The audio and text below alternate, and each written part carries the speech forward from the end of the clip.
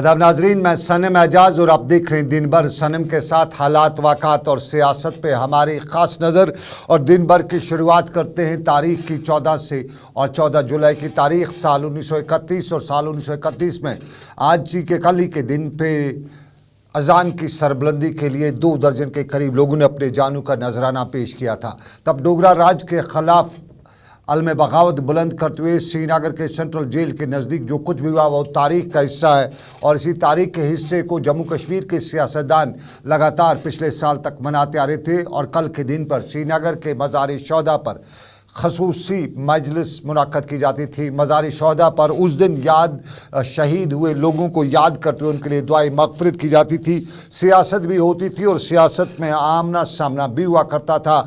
लेकिन पिछले साल के बाद अब सियासत या हालात ने जो नया रुख इख्तियार किया, उसके बाद आज कल के दिन पे जो सूरत हाल है वह शायद अब की बार नहीं होगी। पिछले साल भी वो तकरीब वो सब कुछ नहीं हुआ था जो उससे पहले हुआ करता था, और कल के दिन के हवाले से भी खामोशी ही दिखाई दे रही है। सियासी जमातों में अगर से देखा जाए तो PDP के साथ साथ अपनी पार्टी दोनों जमातों ने इसकी तस्दीक की है कि कल के दिन के हवाले से उन्होंने बाज़ाब्ता तौर पर सरकार को यहाँ पर जाने की इजाज़त भी मांगी है। लेकिन आखिरी खबरें मिलने तक इन दोनों जमातों को कोई भी सरकार की तरफ से फ़िलहाल यस या नो का जवाब नहीं मिला था, ये उनका कहना है। ताहम नेशनल कॉन्फ्रेंस के हलकों के हवाले से मालूम नहीं हो सका कि कल के हवाले से क्या उन्हें कोई प्रोग्राम बनाया है। पिछले साल भी हमने देखा था कि कल के दिन पे श्रीनगर में नेशनल कॉन्फ्रेंस ने नवाई सूबे कम्प्लेक्स पर दुआया मजलिस का इनेकाद किया था, जबकि माजी में नेशनल कॉन्फ्रेंस श्रीनगर के मज़ारी शोहदा पे एक रिवायत या एक आदत के तहत जाया करती थी और वहाँ पर अपने उन शहीदों को खिराज व अक़ीदत भी अदा करती थी। कल का दिन 14 जुलाई और ये तारीख़ का एक वो दिन जिसके लिए बताया जाता है कि एक अजान की आवाज़ को बुलंद रखने के लिए 22 के करीब नौजवानों ने श्रीनगर के सेंट्रल जेल के बाहर अपनी जान का नजराना पेश किया था।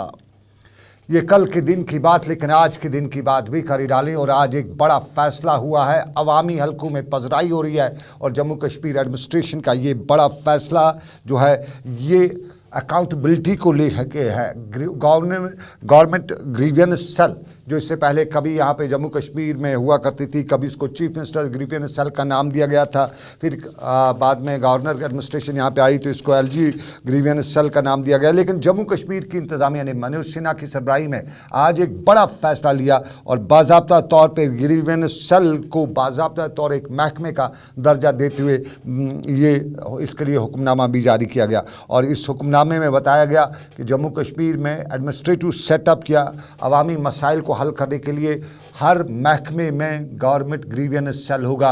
और ये ग्रीवियंस सेल जो है आवाम की मुश्किलात के साथ साथ शिकायत के अजाली और मेयार की निगरानी, सोशल मीडिया पर भी मौसूल होने वाली शिकायत के अजाली की निगरानी और करेगा। और उसके साथ साथ हर महीने में जम्मू कश्मीर की इंतज़ामिया के आला हुकाम को रिपोर्ट पेश करेगा ताकि सरकार को ये मालूम हो सके कि कितनी शिकायतें आई, कितनी डिस्पोज ऑफ हुई और कितनी इसके बगैर रही। जम्मू कश्मीर के एडमिनिस्ट्रेटिव डिपार्टमेंट ने बाज़ाब्ता तौर पे इस हवाले से आज हुक्मनामा भी जारी किया है।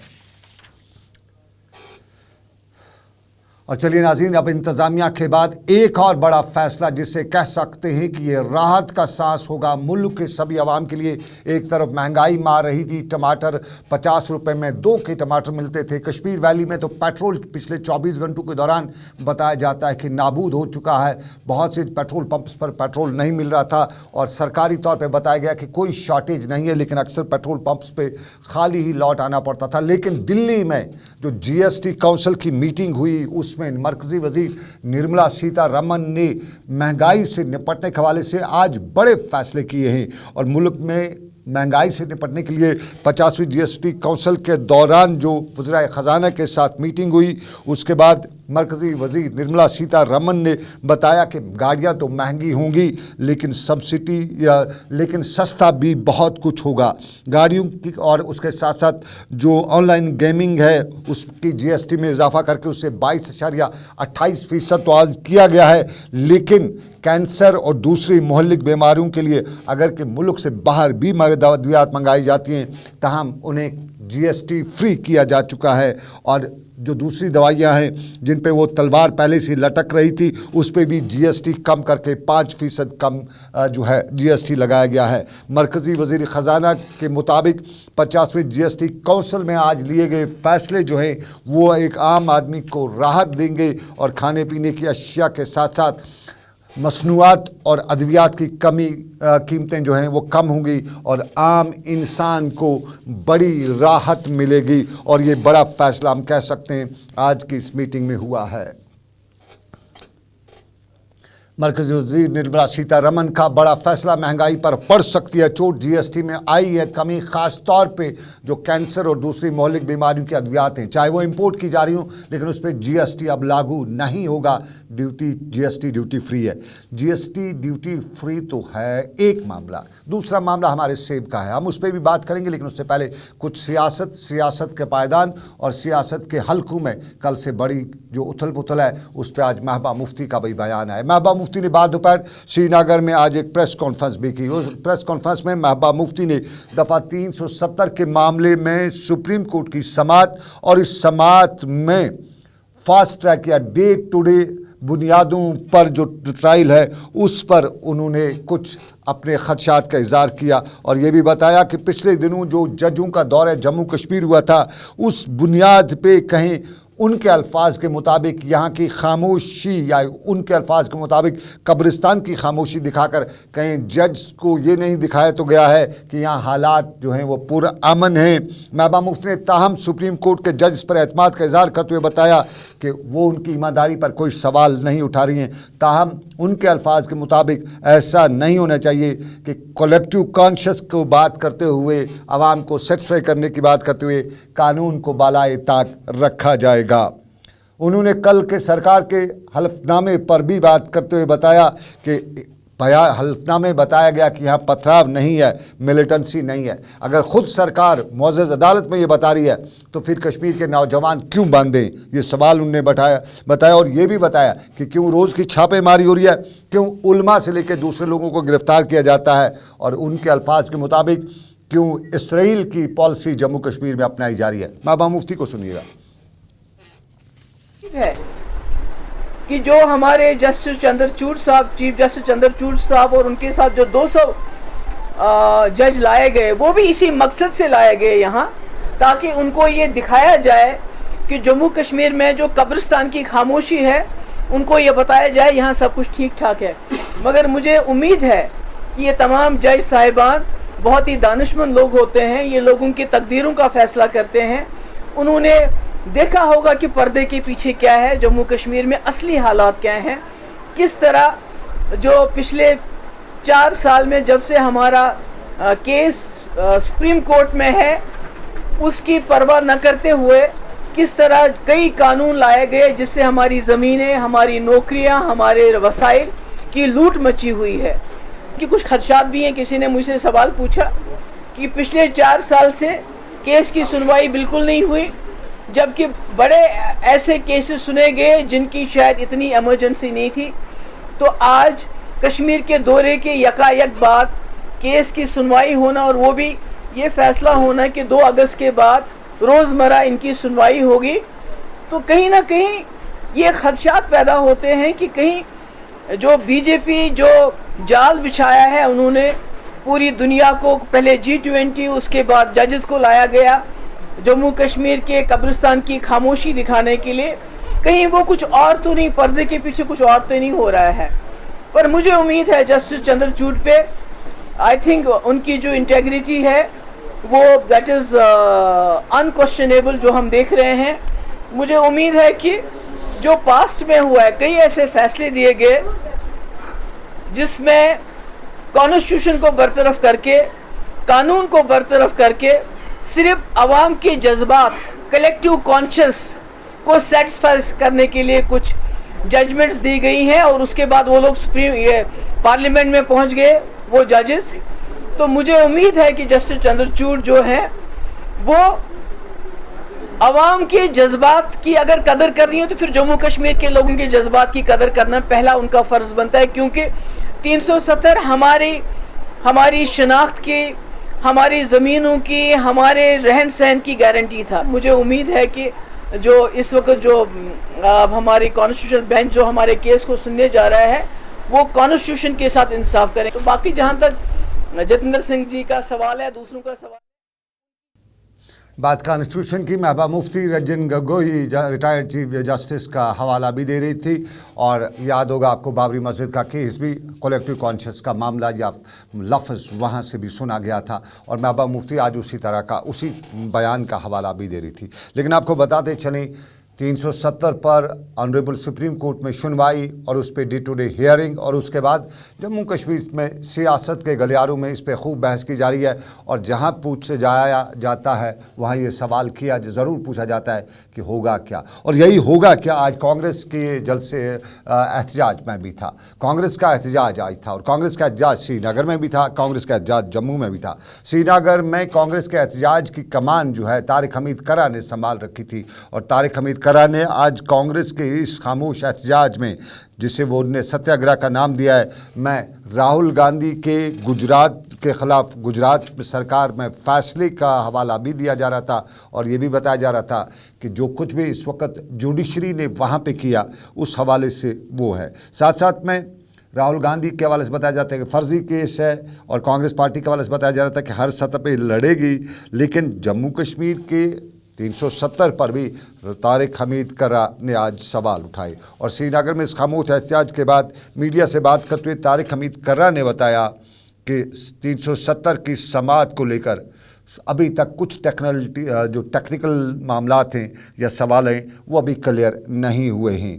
उन्होंने 370 को चैलेंज करने वाली माजी की कुछ जो पिटिशन्स हैं उनका हवाला देते हुए कहा कि पहले ही सुप्रीम कोर्ट 3 फैसले दे चुकी है कि 370 एक परमानेंट इशू है जम्मू कश्मीर का। अभी इसके मामले में और बात क्या की जा सकती है, तारिक हमीद करा को सुनिएगा, उसके बाद तारिक हमीद करा से ने राहुल पर क्या बताया उस पर भी बात करेंगे। कल की हेयरिंग का ताल्लुक है, मैंने वो उसकी लाइव हेयरिंग देखी। अभी कुछ टेक्निकल बातें हैं, टेक्निकल क्वेश्चंस हैं जो अभी क्लियर नहीं किए हैं सुप्रीम कोर्ट ने। अगर आपको याद होगा मैंने पहले भी इस बारे में बात की है कि 3 दफ़ा सुप्रीम कोर्ट के कॉन्स्टिट्यूशन बेंच ने आर्टिकल 370 और 35A को लेके अपने फैसले दिए हैं जिसमें उन्होंने वो रिजेक्ट कर दिए थे। वो प्ली जो थी जो भी पिटिशनर्स थे उनकी प्लीज को रिजेक्ट किया गया था। उसके बाद में जब नए सिरे से ये शुरुआत इसकी हुई 2018-2017 में, तो उस वक्त भी ये बात उठी कि आया कि एक छोटा बेंच, सुप्रीम कोर्ट का छोटा बेंच, सुप्रीम कोर्ट के बड़े बेंच के फैसले के ऊपर वो सुनवाई कर सकता है या नहीं कर सकता। तो उस वक्त बात ये आई कि अगर वो सारे मुद्दे जो मुद्दे पिछली 3 हियरिंग्स में हुआ था या 3 जिसमें फैसले हुए थे, 3 पिटिशंस में हुआ था, अगर उसमें वो पॉइंट्स इंक्लूड किए गए होंगे तब तो वो नहीं हो सकता। अगर नए कोई पॉइंट्स आए होंगे तब छोटा बेंच उसको सुन सकता है। तो अभी हमें उनकी जो टेक्निकलिटीज़ हैं, जैसे यही एफिडेविट का जो मामला है, it is also a technicality. तो टेक्निकलिटीज़ से मुझे लगता है कि पहले सुप्रीम कोर्ट उससे बाहर निकल आए तभी उसके बारे में टेक्निकलिटी से सुप्रीम कोर्ट बाहर आ जाए, थोड़ा साफ हो जाए, क्योंकि 3 पिटिशन उस पर पहले ही ऑनरेबल सुप्रीम कोर्ट फैसले दे चुकी है और अदलिया पे पूरा भरोसा भी तारिक हमीद करा ने जताया। लेकिन अदलिया के पर पूरा भरोसा जताने के साथ साथ उन्होंने बीजेपी के हवाले से बताया कि बीजेपी बौखलाहट का शिकार हुई है और उनके अल्फाज के मुताबिक वज़ीर-ए-आज़म नरेंद्र मोदी को राहुल गांधी और कांग्रेस से अब डर लगने लगा है। ये उन्होंने श्रीनगर में अपनी मीडिया टॉक में भी बताया और जिस तरह उन्होंने बताया कि ऑनरेबल हाई कोर्ट जो गुजरात को उन्होंने राहुल गांधी के मामले में फैसला दिया, उसमें उनके अल्फाज के मुताबिक कोर्ट अनकोर्ट तारिक हमीद करा आईनी बुनियादों को नज़रअंदाज किया गया है और उस पर वो एहतजाज करे और ये मुल्क गिर एहतजाज कांग्रेस के लीडरशिप या कांग्रेस के कारकुनान कर रहे हैं। तारिक हमीद करा ने राहुल गांधी पर क्या बताया, सुनिएगा। हम ये सोच रहे हैं कि लोगों को सिर्फ एक अब जुडिशरी ही बच गई थी जिसके ऊपर हमें यकीन था, अभी भी हमें यकीन है।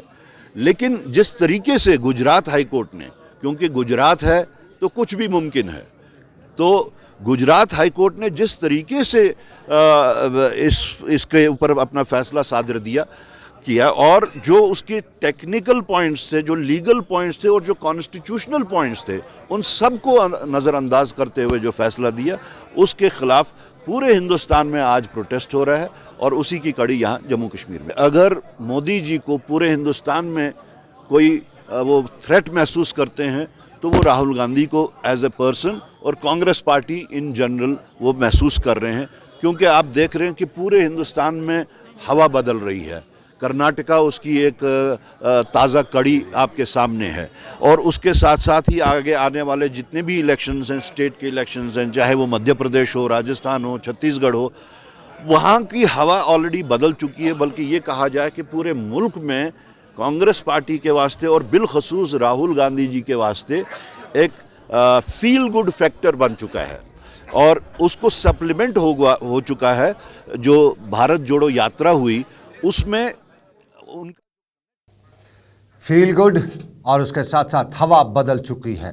हवा कितनी बदलेगी ये वक्त ही बताएगा। कांग्रेस के साथ साथ जो अपोजिशन गठबंधन बनते जा रहे हैं वो कहाँ तक पहुँचेगा उस पर भी सबकी नजरें। लेकिन ये एहतजाज, खामोश एहतजाज जो है, जिसे कांग्रेस ने सत्याग्रह का नाम दिया, ये जम्मू में भी था, और जम्मू में कमान वकार रसूल बानिहाली ने संभाल रखी थी, और जम्मू में वकार रसूल बानिहाली ने इस एहतजाज के दौरान, जो मौन सत्याग्रह, इसके दौरान उन्हें बताया कि राहुल के खिलाफ सरकार का जो रवैया है वो अब फर्जी केसों में उसे फंसाकर पार्लियामेंट से बाहर किया गया है, और ये उनके अल्फाज के मुताबिक बीजेपी की बौखलाहट है। उनके अल्फाज के मुताबिक कांग्रेस हर सतह पे ये लड़ाई लड़ेगी, और राहुल गांधी ने आवाम के मसाइल को उठाकर सरकार को एक्सपोज किया है, और सरकार अब जाली केसेस बनाकर लीडरान की आवाज़ों को खामोश करने की कोशिश कर रही है।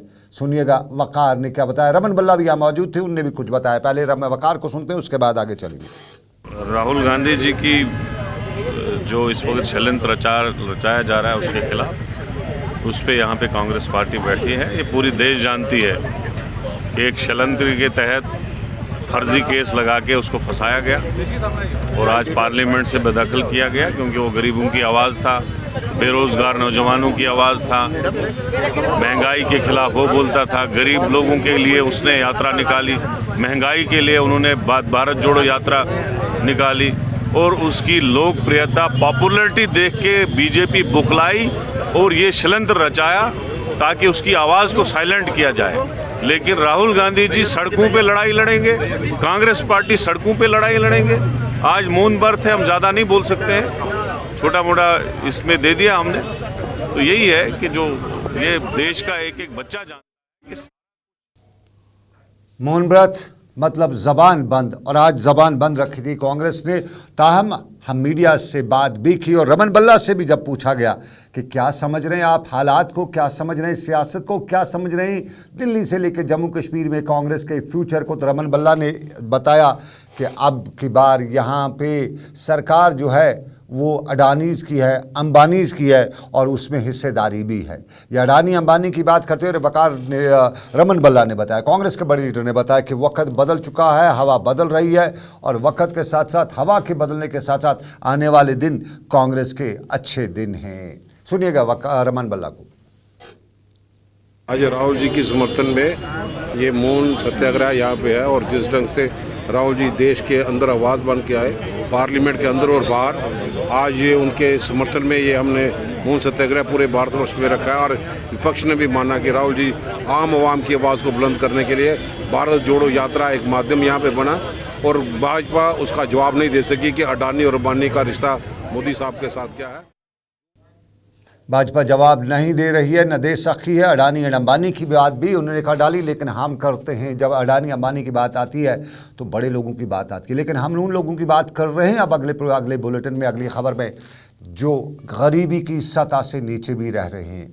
आपको बताएं, हमारे कुछ दोस्तों ने शहर श्रीनगर और कश्मीर वैली का एक सर्वे किया, और उस सर्वे में जानने की कोशिश की कि सबसे ज़्यादा गरीबी जो है कश्मीर में कहाँ पे है। तो यकीन कीजिएगा हमारे कुछ दोस्तों का ये गैर सरकारी सर्वे है जो अपनी लेवल पे हुआ है, इसकी कोई सरकारी क्रेडिबिलिटी नहीं है। जनरल लोगों से पूछताछ करने के बाद या देखने के बाद मालूम हुआ कि कश्मीर का सबसे गरीब तबका जो है वो शहर ख़ास में रहता है। और हमारे कुछ दोस्तों ने इस सर्वे के दौरान ये भी बताया कि शहर ख़ास डाउनटाउन का, जिसको अपनी तारीख़ी हैसियत हासिल है, वहाँ पे बहुत सी ऐसी फैमिलीज़ हैं जिन्हें मुश्किल से एक वक्त की रोटी नसीब होती है। उनके बच्चे बेकार हैं, उनके पास ज़िंदगी को आगे बढ़ाने के लिए कोई ज़रिए मुआश नहीं है। और यह वजह भी है कि शहर ख़ास में एक एक मकान में 4-4 फैमिलीज़ भी रहती हैं। शायद बहुत कम लोग जानते होंगे, लेकिन कश्मीर के लोग ये जानते हैं। और बहुत से लोग कहते हैं कि पिछली सरकारों ने शहर ख़ास की अपलिफ्टमेंट के लिए कभी कुछ नहीं किया है, जो करना था वो नहीं किया है। और उसमें कुछ बताया जाता है कि कुछ सियासत आड़े आई, कुछ वोट बैंक सामने आया, कुछ शहर के लोगों ने वोट नहीं डाले, अपना जो उनके साथ रिलेशन नहीं बनाया, तो वो भी एक बड़ी वजह है। लेकिन खुर्शीद आलम ये पीपल्स कॉन्फ्रेंस के बड़े लीडर हैं और वो भी आज यही मामला लेके सड़क पे उतर आए थे।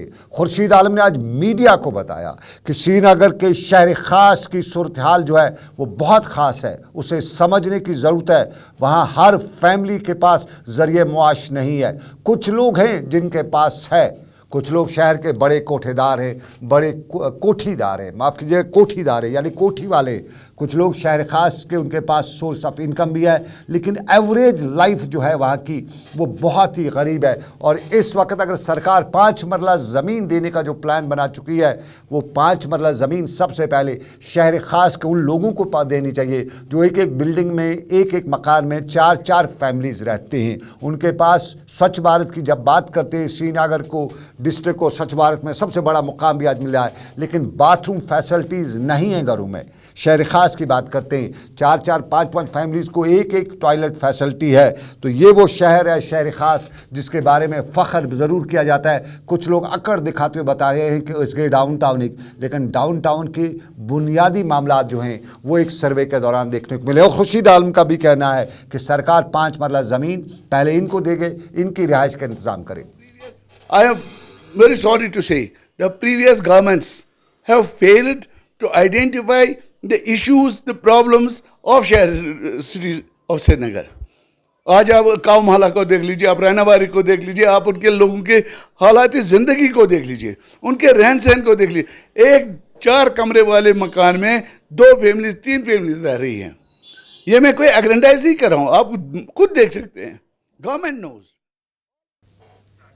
चलिए, ये खुर्शीद आलम शहर श्रीनगर के 5 मरला ज़मीन की बात अगर की जाए तो सरकार पहले देखे शहर ख़ास में जिन लोगों के पास घर नहीं है, उनको ज़रूरत है इस 5 मरला ज़मीन की और उनके पास सोर्स ऑफ इनकम भी नहीं है। लेकिन आपको बताएं, सरकारी सतह पे इक़दाम भी उठाए जा रहे हैं। वो अलग बात है कि हर जगह पे सरकार नहीं पहुंच सकती है, निशानदेही कराना ज़रूरी है। और सरकार कश्मीर के नौजवानों को एक सही मुकाम देने के लिए स्पोर्ट्स एक्टिविटीज़ में इन्वॉल्व भी करी है। और उस दिन स्पोर्ट्स एक्टिविटीज़ को मद्देनज़र रखते हुए आज सेक्रेटरी स्पोर्ट्स सरमद हफीज़ ने श्रीनगर के स्टेडियम से बाज़ाब्ता तौर पे दूर दराज के इलाकों तक स्पोर्ट्स किट्स रवाना किए। और ये स्पोर्ट्स किट्स कश्मीर के उन नौजवानों में तकसीम किए जाएंगे जिन्हें खेल से तरगीब है, जो खेलना चाहते हैं और खेल के मैदान में मुकाम हासिल करना चाहते हैं। वादी कश्मीर के 10 अजला के लिए स्पोर्ट्स किट्स रवाना करने के मौके पर तकरीब के बाद मीडिया से बात करते हुए सरमद हफीज़ ने बताया कि वादी कश्मीर भी नहीं बल्कि पूरे जम्मू कश्मीर में सरकार खेलों को फ़रोग़ देने की वादाबंद है। और पिछले 3 वर्षों के दौरान जम्मू कश्मीर के खिलाड़ियों ने मुल्की और बैनुल-अक़वामी सतह पर अपनी सलाहियतों का लोहा मनवाया है। उन्होंने कहा कि अगर हमने अपनी नई नौजवान नस्ल को खेलों की तरफ राग़िब करके रखा तो वो मंशियात जैसे नासूर से दूर रहेंगे